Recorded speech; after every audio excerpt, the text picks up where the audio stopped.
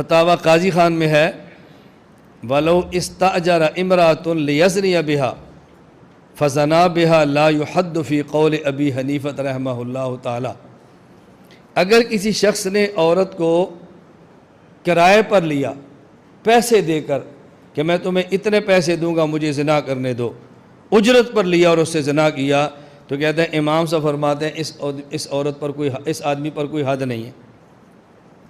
اب اعتراض کیا کرتے ہیں کہ دیکھو جی امام ابو حنیفہ رحمۃ اللہ علیہ یہ زنا کے دروازے کھول رہے ہیں، امام ابو حنیفہ رحمۃ اللہ علیہ زنا کے دروازے کھول رہے ہیں، کہتے ہیں آدمی پیسے دے کر عورت سے زنا کرے تو ایسے آدمی پر حد ہی نہیں ہے، جب حد نہیں تو پھر جائز ہے۔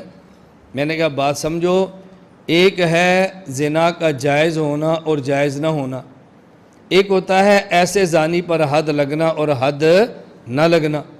حد لگنا نہ لگنا اور مسئلہ ہے، اور زنا کا جائز ہونا ناجائز ہونا یہ اور مسئلہ ہے۔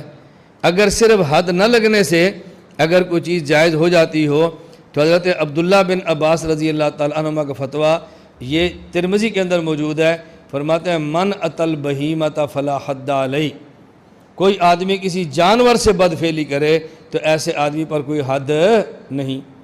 تو اس کا کیا معنی کہ جانور سے بدفعلی کرنا جائز ہوگا؟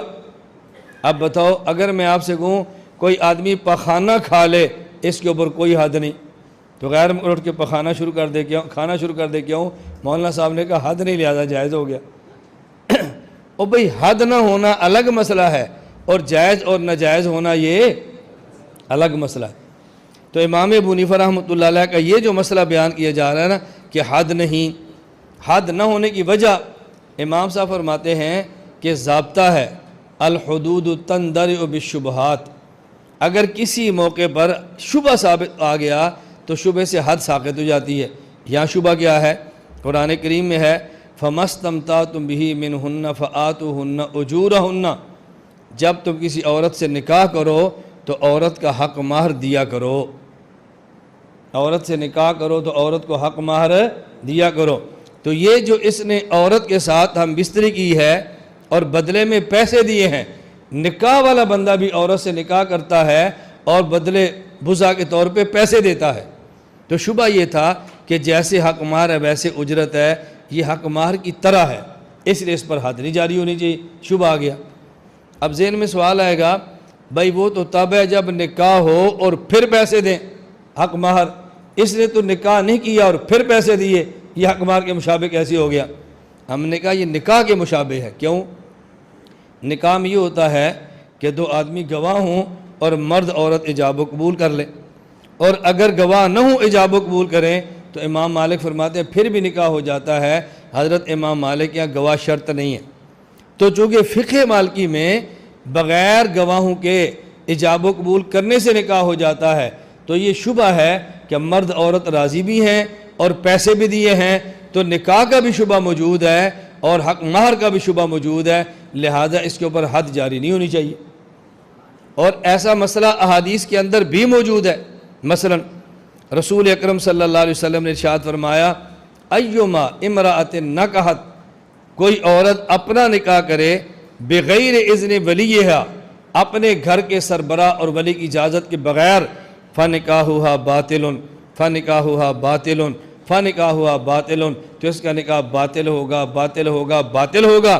آگے فرمایا فإن دخل بها، اگر بغیر ولی کی اجازت کے نکاح کر لیا اور اس کے شوہر نے سے ہم بستری بھی کر لی، اللہ کے نبی فرماتے ہیں فلها المہر بما استحل من فرجها، چونکہ اس نے حلال طریقے سے ہم بستری کی ہے لہذا اس عورت کو حق مہر ادا کرے گا، حق مہر پھر بھی دے گا۔ اور حق مہر کون سا ہوگا؟ حق مہر مصری ہوگا، جو عام طور پہ اس علاقے میں اس خاندان کی عورت کا حق مہر ہوتا ہے۔ اب دیکھو نکاح کو باطل بھی فرمایا جا رہا ہے اور شرمگاہ کو حلال بھی کیا جا رہا ہے اور حق مہر بھی ثابت کیا جا رہا ہے۔ میری بات سمجھ آ گئی؟ تو اس کا مطلب یہ نہیں ہے کہ حد نہیں تو جائز ہو گیا، لیکن یہ بات بھی ذہن نشین فرما لیں کہ اس مسئلے پر بھی فقہ میں دو قول ہیں، ایک اور یہ ہے کہ حد ہے اور فتویٰ اس بات پر ہے کہ اس پر ایک یہ کہ حد نہیں اور فتویٰ اس پر ہے، اس پر حد یہ ہے۔ الدر المختار باب الوطی الذی یوجب الحد والذی لا یوجبہ، مسئلہ بیان کیا والحق وجوب الحد کالمستأجرۃ للخدمۃ، جس طرح کسی عورت کو پیسے دے کر گھر میں نکرانی رکھا جائے اور آدمی اس سے زنا کر لے، اس پر حد زنا ہوتی ہے، اسی طرح کوئی آدمی کسی عورت کو پیسے دے کر لائے ہی زنا کے لیے تو اس پر بھی حد ہوتی ہے۔ تو فتویٰ اس بات پر ہے کہ حد ہوگی۔ بات سمجھ آ گئی؟ اب دو باتیں سمجھ لیں، اس مسئلے پر دو قول آگے، ایک قول یہ کہ حد نہیں، اور ایک قول یہ کہ حد، اگر حد نہ ہو تو جائز پھر بھی نہیں ہے، اور اگر حد ہو تو فتویٰ اس پر ہے کہ حد ہونا چاہیے۔ تو جب ہم تقلید مفتہ بہا مسائل پہ کرتے ہیں تو اعتراض میں وہ مسئلہ پیش کرو جس پر ہمارا فتویٰ ہے، جس پر ہمارا فتویٰ ہی نہیں اس مسئلے کو اعتراض میں آپ پیش کیوں کرتے ہیں؟ میری بات سمجھ آ گئی؟ اس لیے ہم نے کہا یہ دو مسئلے الگ ہیں، ایک ہے گناہ ہونا اور ایک ہے حد ہونا۔ گناہ تو ہر حال میں ہے، لیکن حد کے بارے میں دو قول تھے، اور فتویٰ اس بات پر ہے کہ اس آدمی پر پھر بھی حد ہوگی، یہ نہیں کہ اس کی حد ساقط ہو جائے گی۔